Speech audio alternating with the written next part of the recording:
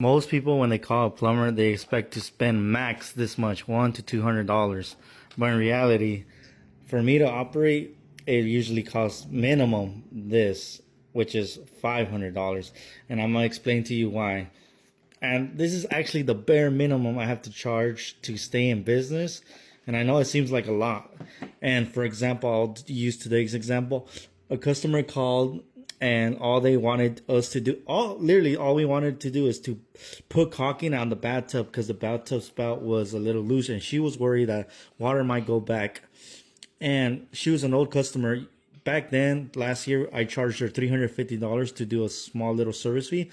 But now we rose our prices because I have to, not because I want to, but because I have to explain to you why I have to charge $450 just to go and caulk one little thing. I know it might seem like a scam. I might seem like a piece of shit because the customer just called right now. Well, he's not my customer because he told me to fuck off. But he told me he just needed to replace the supply line in the kitchen. And I told him it was going to be $450 plus the material. So he was looking at $475. And he hung up so quick. But I'll explain to you why. That's the bare minimum I have to charge. Okay, for example. All right. We have a plumber. Let's say he makes $35 an hour. And that's pretty... And that's in the mid range for an average plumber. Not high end, that's the medium. $35,000, $70,000 a year. With all the bullshit you have to pay, taxes and everything, you're paying around $45 per hour, even though you're paying the guy $35. With that number, let's say 160 hours, you're paying $7,200 a month just for him. Then you have overhead, the van payment, insurance, software, all the other stuff. You're looking at $5,000. From there, you got $12,200. 4 times 4 is 160. He's working, let's say he works 40 hours a week times 4, he's working 160 hours.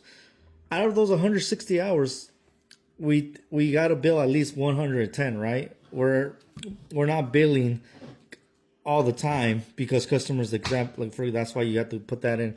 We have billable hours at 110.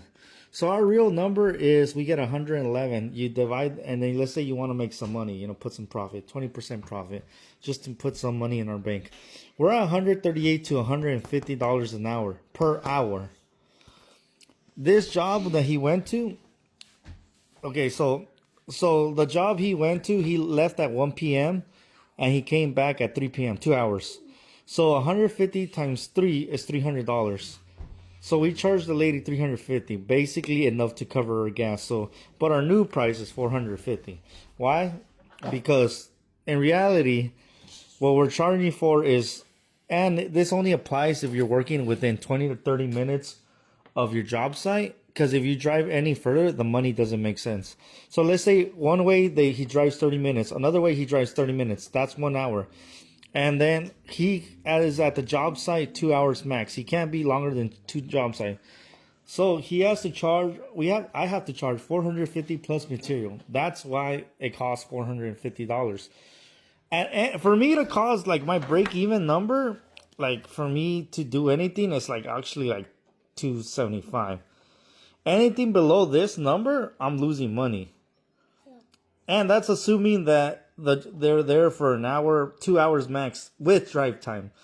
Once you hit the other hour, we're at $375, my break-even cost. And that's break-even, $375. So that, if my guy is there for at least 3 hours, which is 2 hours on the job and 30 minutes driving back and forth, that's 3 hours. If I don't charge at least $375, I'm actually losing money. At $450, I barely give ourselves enough time. 30 minutes driving there, 30 minutes driving back, and 2 hours max at job site. And because you're a licensed plumber, if I have to warranty that, and I get a call back, for example, like, hey, the customer complains for some reason, and if I had to drive back, I lost money. And people don't take that into an account. So I know a lot of customers, they want me to jump up and down and be like, dude, you're going to make $200 for 20 minutes of work. No, I'm not. You're not adding the drive time. You're not adding the software. You're not adding the insurance. You're not adding all the other bullshit. When you actually do the math, you're like, dude, my real number should be $600 minimum service charge. That should be my actual number. But like I said, people, and I get it, the economy is not doing so well. So when I tell someone it's 450, they like 10 minutes ago, they tell me to fuck off. And I completely get it. It does sound like a lot of money.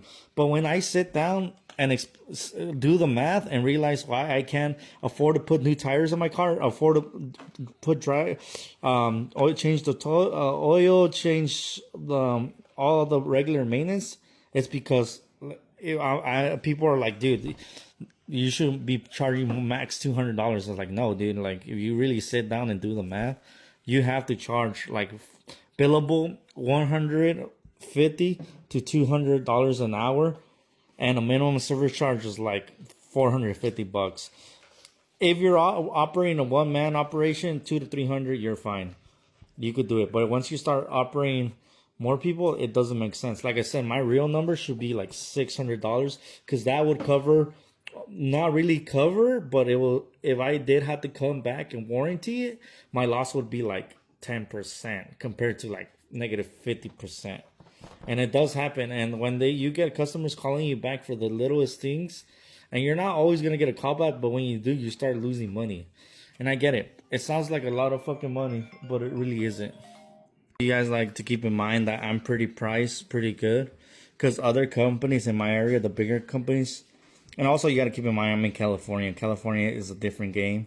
Other states, gas is like $2, so their numbers are a little bit cheaper. But when it comes down to California, these are California numbers.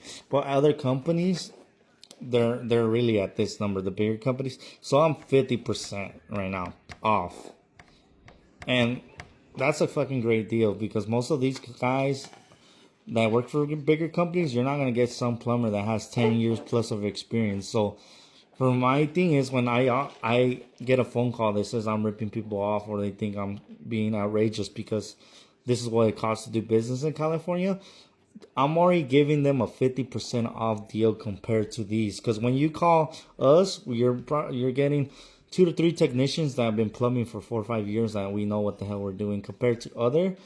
And I'm going to be on the job site. If something's going super bad, I'm going to show up and fix the problem. When the hell are you going to get the owner of the biggest company, the bigger company, to come and look at your project directly? They're not. So when you add that value, you're getting 50% off. I'm like, dude, I'm undercutting myself. And I get it. You can't randomly, there's a lot of videos that are like, oh, buy my course, and you're supposed to be charging like this. You can't charge like this if you haven't been in business long enough, or if you're not willing to drop hundreds of dollars a day on Google ads and leads. I'm not doing that. Most of my work is word of mouth. I keep getting recommended. I'm booked out for 2 to 3 weeks. So I'm not really worried. I know I'm slowly raising my prices, but I'm also like, I know the math where if I get more and more demand, and I'm booked out even further, then the minimum will slowly increase. Before it'll go from 450 to 500 to 6, until we get to those actual numbers of bigger companies, because we are growing towards that bigger company. And that's why bigger companies charge that way. It's also because their overhead is way higher than mine. They also have way more expenses. They have a big business. You know, they have a big warehouse. They have all this stuff that they have to charge at $300-400 an hour for them to make money. So when you add that up, that's why their minimum service charge ends up to be $800 to $1,200 just to do the same work I do. You're not gonna get better quality work. You're just gonna get someone that their math for them to stay in business is much higher. Like I said, you could get the same results hiring a fucking handyman. You don't need to hire a licensed plumber. But when you do, you gotta know that there's costs associated with hiring me. It's not that I'm making all this money. It's not like, dude, I'm fucking cashing in $450 every fucking day. I'm making thousands of dollars a day. I have real numbers that I have to pay and I have to do to operate. And I wish it was all profit, but it's not. This is like I mentioned, this is my bare minimum to pay myself. Or not even paying myself. I'm not even adding my wages. This is just for just the company to operate without me getting a wage. That's why I said the minimum service charge should be around $600, so I could actually pay myself. But if I can't afford to lose the leads yet until I start slowly growing and growing. And like I said, right now you're getting 50% off, but in the future you're only going to get around 20% off. So the more you wait to hire me, the more I'm gonna be up to this number, which I need to be at this number because that's the number to actually run a business and make money. But let me know, am I a scammer? I hope it helps. I know most people just don't understand and they think plumbers are scammers, and there's a bunch of plumbers that do scam. But when you sit down and do the math, you realize, holy hell, like you're not making any money if you're charging $200 to $300. Just even though the job took 10 minutes, you're not.